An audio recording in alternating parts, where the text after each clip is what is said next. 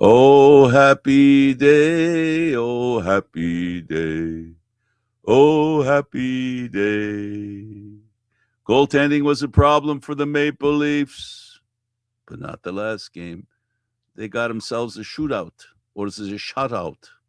Thank goodness Ah, they weren't in a shootout because they're not good at that oh, anymore. I mean, I don't think they're it's just terrible at terrible. the shootouts, man. I don't know what's going on with them when it comes to that. But yeah, um, Hildeby played an absolutely fantastic game. Um, Jonas Johansson on the other side had a slightly less spectacular game. The Maple Leafs did get outshot 29-24. But at the end of the day, Morgan Riley with a really nice snag off a bit of a broken play and a rebound managed to pot it for the first goal. And Austin Matthews, after John Tavares did his thing along the boards, fighting in a phone booth for the puck, uh, you know, managed to get it. And Austin just popped it dead center. I can't recall a more satisfying victory based on that in the past couple of weeks. But as it currently stands, the Maple Leafs are now 4-0-1 over their last 5 games, which is a bit of an improvement from where they were before. They're now rocking a 6-2-2 record in the last 10 and have got themselves 3 points out of a wild card spot and sitting at 6 out of 10 in their division, tied with the Columbus Blue Jackets. So, it's amazing what a week and a few wins can do for you, especially in this division. Wasn't that long ago that both Florida and Buffalo were at the bottom of the division, and the Ottawa Senators were up in second. Now the Senators have dropped all the way back down to 7th, with the Florida Panthers 6th, and the Leafs 5th in the division. So, small sample size. We're only just a bit over a quarter of the way through the season, so things are looking interesting. Here's what I'm going to say. This is what I'm going to say. I'm going to say it. I mean, I'm going to say it. I'm going to say it. Don't worry. I'm going to say it. It's going to be said. I'm on the way to saying it, and I mean to say it because I'm going to say it, and I'm going to say this. I want to say this about that about this, and say this, and that is the Toronto Maple Leafs. I'm looking here on my telephone because that's how I'm looking at the standings right now, and I'm looking here. They're directly behind the Montreal Canadiens, right? They both played 29 games. I'm looking at this right, Aaron? Yep. They both played 29 games, and Montreal has a 1-point lead over the Leafs. With how great everybody says Montreal's been playing and how bad Toronto's been playing, somehow that doesn't jive with what everybody's saying. Like if you think of the way the season's gone in your mind, if we all think about it in our mind, the top of my head just blew off looking at the standings and going, Montreal's a grand total of 1 point in front of Toronto. Now picture this. This is the fun I have. This is where I'm going to enjoy watch you folks enjoy yourself. Now imagine if the Leafs won those 2 games against Montreal instead of losing. That would mean that Toronto would be sitting at 36 and Montreal will be sitting at 29 points. And the world would be on fire for Montreal fans, and we'd be tied with the Boston Bruins for second in the division. So I'm just saying, like it's just this season, everything's so tight. And you said it, in a matter of a couple of games. Remember a couple of shows back, I said all the Leafs need to do is win 4 or 5 in a row, and they'll be fighting for first. Yeah. Well, they're halfway there. Kind of crazy when you really think about it, right? Like, yeah, nobody expected this. A lot of people expected the Leafs to, based on their offseason acquisitions and the way everybody's been playing for them, to just walk away with it. But unfortunately, that's not the case. This is my next prediction, Aaron. Mm-hmm. If a team or two get hot, they can literally run away in this division. If 1 or 2 of them get hot, hot, and the Leafs are by this season's standards, they're invincible at 6-2-2. So if they can put together another 6-2-2 stretch, they'll be fighting for first place. Of course, that depends on how well those teams in front of them play. But I still maintain the problem is they've got to go past a couple of teams. Now, never let it be said that I'm a person who feels that the NHL BS department that decides who gets penalties, who gets suspensions, and all this stuff. I'm not here to say here we go again, but I'm going to say here we go again. McMahon gets a game suspension for a slash on the shoulder because it went over his head, and he was reacting to a hit that he was getting. Right, he got hit with the stick too, and he was reacting to play little sword play. I think was what was going on there. I don't think his intention was to hit the other player in the head. I think it was sword play that was going on.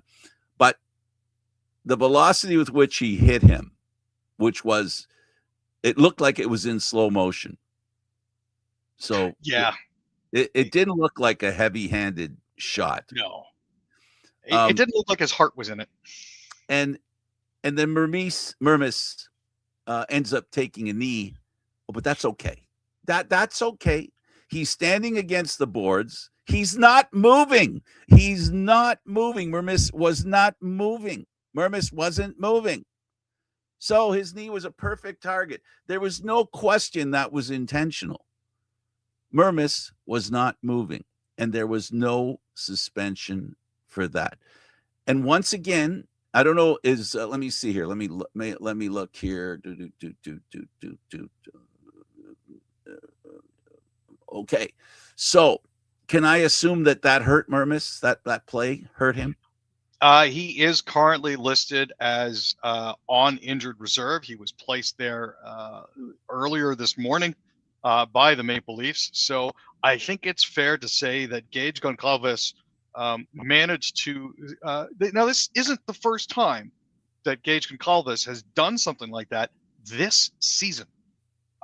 Interestingly enough, he did the same sort of thing against the Florida Panthers about a month ago. Didn't get any discipline for that either. So it seems at this point as if George Peros and his band of merry men, he likes Florida player safety. He's planning on retiring in Florida. Well, he apparently really likes the Tampa Bay area. Let's put it that way, because this Goncalves guy has been given a free pass twice now on incidents that really should have resulted in supplementary discipline. But it also seeds. What's this? Is this what, the 20th time that McMahon's been under review? Oh no, sorry, first. Yeah, first in 169 games. Go figure. And he gets suspended. Yep. And again, it's not because of anything else other than the fact that his stick made contact with Bjorkstrand's helmet. That I think the real issue, he's chosen a wrong color to wear. Fair. You shouldn't wear. If you don't want to get suspended, don't wear blue. And God forbid you have a maple leaf on your blue.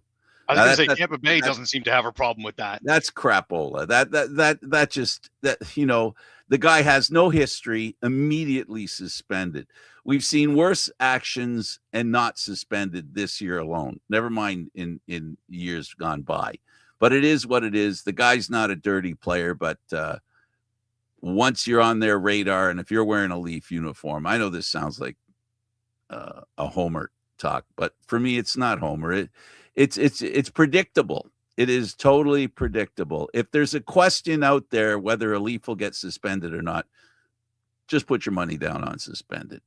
Oh, because there is no such thing as not getting suspended. All right, so let's talk about Tanev, who is he going to play? Is he going to get an operation? Is he going to play? Is he going to get an operation? Before it was, is he going to play? He looks like he's practicing. And then I guess because of the practicing, they decided he isn't really. So this operation, can you tell me a little bit about this, Aaron? Because I am really curious. I'm genuinely curious myself as well. He's been out since November 1st. He took a rather awkward hit from Matvei Michkov that caused him to be stretchered off the ice. And it was one of those things where Mitchkov hit him from behind, but it didn't appear to be deliberate. Just neither player was looking where they were going when he got knocked over onto his face. There's a sense out there, I think, amongst some of the prognosticators that they're going to come to some sort of decision on whether or not he needs surgery for whatever's ailing him. He will not be out for the rest of the season, is the prevailing sentiment when it comes to this sort of thing. He's moved quite well while on the ice. I've seen footage of him at practice. He seems to be doing okay with that. But he could undergo surgery to lessen pain during contact if he decides to go down that route. The thinking is here that there could potentially be a pinched nerve that needs to be relocated or moved slightly in order to prevent him from being in pain every time somebody bumps him. They should, Berube mentioned that doctors were going to be checking him over today, Wednesday. So we could potentially have a little more news on that by as early as tonight. It's unlikely, but things being what they are, I wouldn't necessarily be surprised. The list of the walking wounded for the Maple Leafs is growing longer day by day, and it's getting a little bit frustrating. Let's be honest. The lineup out of the lineup is competing with the lineup. Right now, eight guys are sitting out, and Riley's playing hurt apparently. Well, he's missed a game he's missed the practice due to illness is what we're hearing. So Stolarz, we know. Tanev, potentially surgery. Brandon Carlo, something went wrong there. We don't know what happened. Jake McCabe is day-to-day with an upper body. Joseph Woll is dealing with a groin issue. Bobby McMahon is ruled as out, but that's only because of his suspension. Dakota Mermis because of his knee, and Morgan Riley because he probably picked up something from his walking petri dish. I mean, son. We'll see where it goes from here.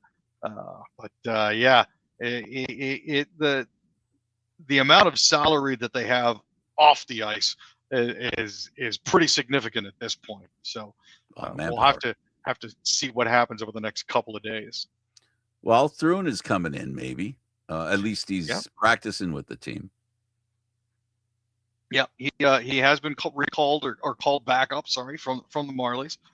He's been playing decent down there, and by decent I mean 100% unremarkable.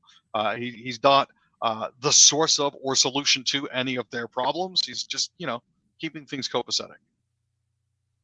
Yeah, you could say that he's playing boring defense. Exactly, and that's what you want. Well, from certain players, that's what you want. You want when a young guy comes up, sure, you want him to get 3 assists, 3 goals. But really what you're looking for is to not have 3 assists and 3 goals against him while he's on the ice. That's what you're looking for. So the IR gets longer. There could be some surprises in the lineup. Potentially. I mean, on the ice this morning, you had Knies, Matthews, and Domi. That's not all that big of a surprise. They had Cowan, Robertson drawing back into the lineup, and Tavares. So that's interesting. Then on the third line, you've got Dakota Joshua, Nicholas Roy, and William Nylander, and Stephen Lorenz, Lawton, and Yarncroke on the fourth line. I'm thinking this might be a brief stint on the third to kind of wake Willie up. He has been a little, hesitate to say it, but he's been a little sluggish of late. So far this season, he's only got 7 points on 20 shots with 4 blocks and 1 power play point, which is not what the Maple Leafs are expecting out of him. When you compare that to some of the production of the other forwards that are drawing in now, that's a good thing. I know that Yarncroke was drawn in for Robertson for their last game, but that's mainly because Robertson had gone a couple games without a point. So they were trying to get him going again. And if the pattern with Robertson holds true, he will have at least a goal and at least an assist in Thursday night's game. Well, it does seem there seems to be a magic button that when he sits down for a longer time. For sure. Yeah, for sure is right. All right, let's talk about the PWHL. Bigger things on the horizon for the Toronto Scepters. What are they?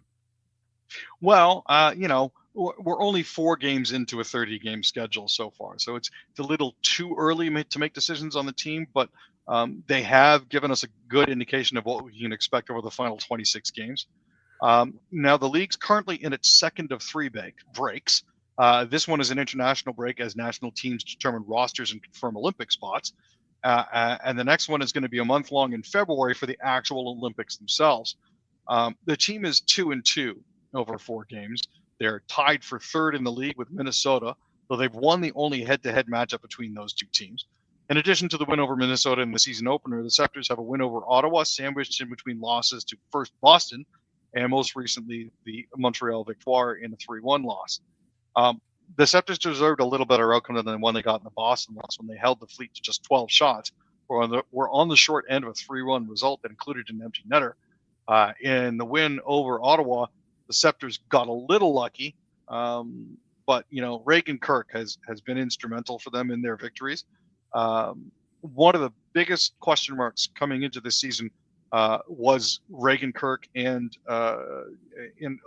Chuli taking on the primary roles. Kirk was solid in an injury-shortened rookie season, stepping in when Kristen Campbell, who's now a member of the Vancouver Golden Eyes, faltered, but was still unproven coming into this year. Elaine Chuli was solid in her start, turning aside 17 of 18 shots for the win. It didn't really feel like she controlled the game as much on her part, but she did make some really good third-period saves to keep Ottawa from forcing overtime. So there's that to consider as well. Absolutely. Now, the good news is the Raptors don't have to worry about going to Vegas to play in the semifinals and the finals of the NBA Cup. They also get a little bit of rest now. They've just finished a stretch of 7 games in 11 nights. So they're finally going to have a chance to rest a little bit. They went 1-6 in those 7 games. They've been without. They've been out one of their key starters at this point, and they haven't played well when he hasn't been in the lineup. But it is still an opportunity for them to lick the wounds that they've currently got. So, once Ingram comes back, things should be a little bit better for them. But at least they'll have this little stretch of time here to not worry about playing for a few days. If you're Vancouver, it got a little messy on the weekend. It did, unfortunately. At the end of the day, it was a 3-1 victory for Inter Miami over the Vancouver Whitecaps in the MLS Cup final. Messi had 2 assists en route to capturing his first MLS title. Christian and Alexis, you had an interesting take on it, mainly saying that, it was actually almost kind of expected. They were expecting a little bit more out of Messi than just 2 assists, but the way that everything broke down, it was an interesting and very good season for both teams. Absolutely, it was. Let's go over to the third period, and we'll talk about hockey and the Lightning, who lost to Toronto, went on to beat Montreal. Yeah, they scored 3 times in the first. Darren Radish scored a pair in the third period, and they got a 6-1 win over the Habs last night. Braden Point, Maple Leaf legend Pontus Holmberg, and Nikita Kucherov all had goals in the first period. Charles-Edouard Dastus also added a second period goal for Tampa. Jonas Johansson made 26 saves in his 4th consecutive starts in relief of Andrei Vasilevsky, who was placed on IR retroactive to Monday with an undisclosed injury. Cole Caulfield's 11-game point streak finally came to an end. So they're not going to have a lot of time to rest and recoup because they're playing Pittsburgh on Thursday, and then Lightning will be taking on New Jersey on Thursday as well.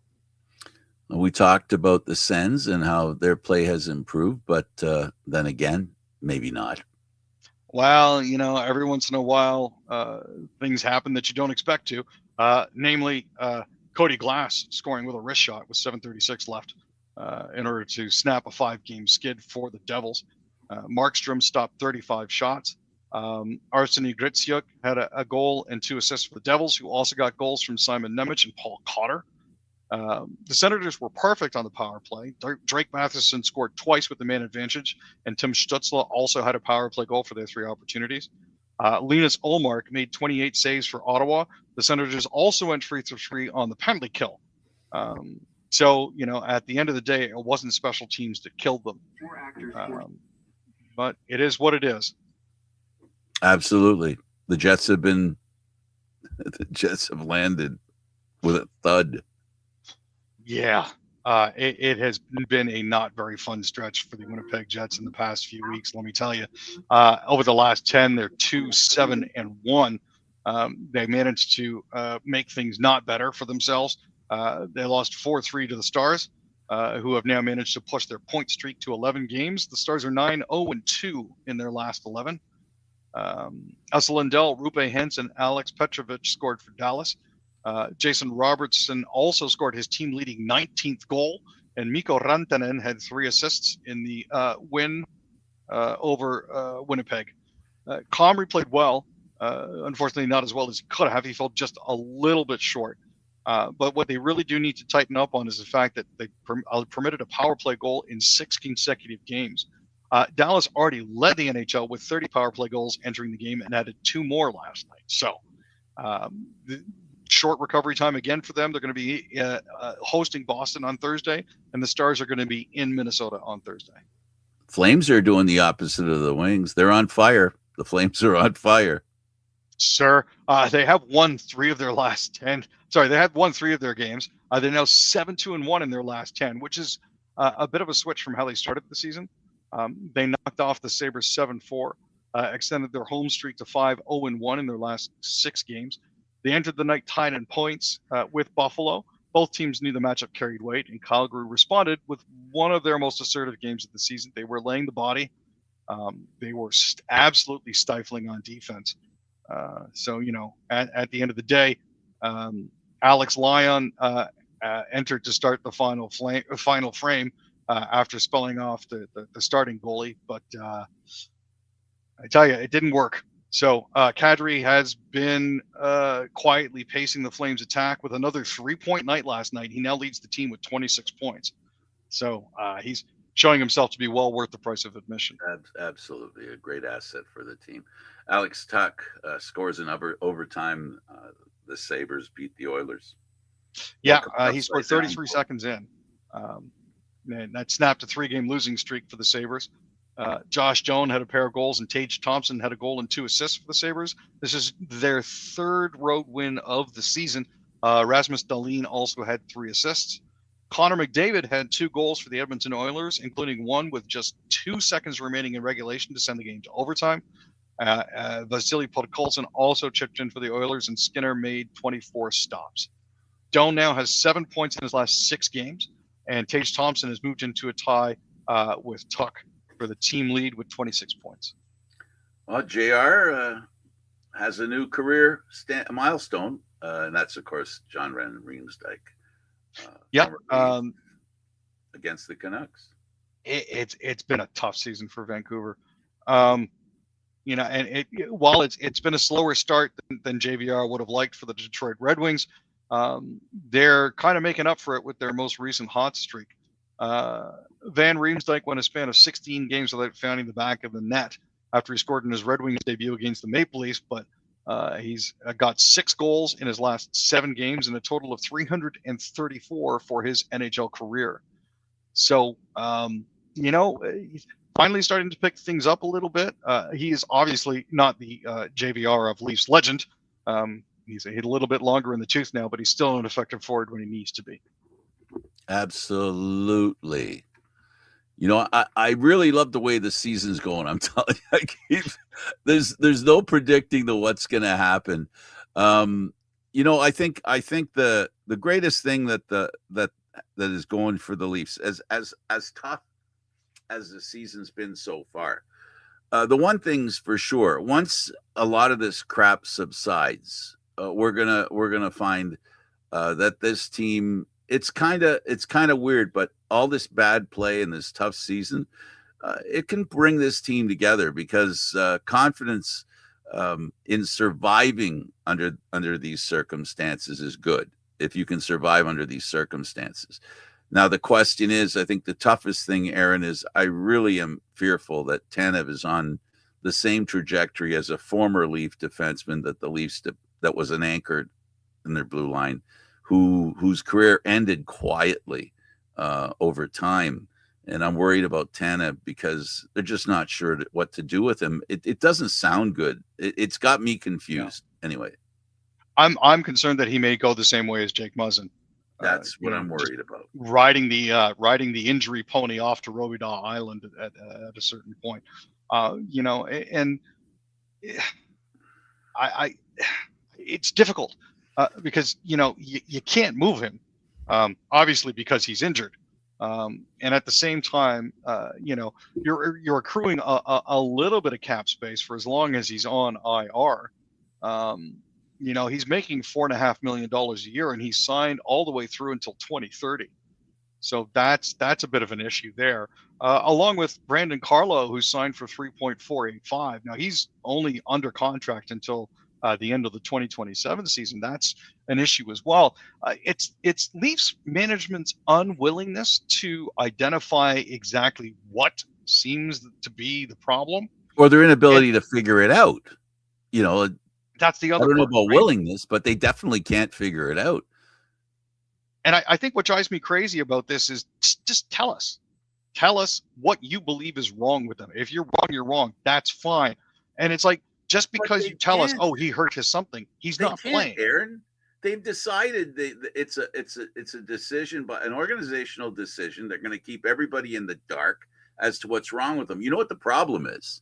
They're in the dark too. That's the problem, is that, careful what you wish for. We don't want anybody to know what's wrong with them. Do we know what's wrong with them? Nope, we don't know. All right, success. We've accomplished our goal. Nobody knows what's wrong with them. This is something that it's crazy. It's a crazy situation. And I've seen a couple of things, with the team that, the too many men on the ice, the long shifts, I just don't see that a well-run organization doing that kind of stuff. It just doesn't seem right to me. It doesn't pass my smell test. Yeah, it smells fishy. Yeah, it smells fishy. There's something funky going on here. Yeah, it's crazy. And the season is directly reflective of what's going on with the Leafs, because the rest of the team seem to have the same malaise, just to a different degree, and not much. The team in first is only 5 points ahead of the Leafs. I mean, which is nutty. It's crazy. Yeah. Anyway, Aaron, this was fun. Thanks for doing this, buddy. Really appreciate it. Not a problem, Frank. Have yourself a great evening. And I guess the Leafs are playing tomorrow. The Leafs are playing tomorrow, and we'll see you Friday. We'll see you Friday. Have a good one, bud. Thank you, Frank.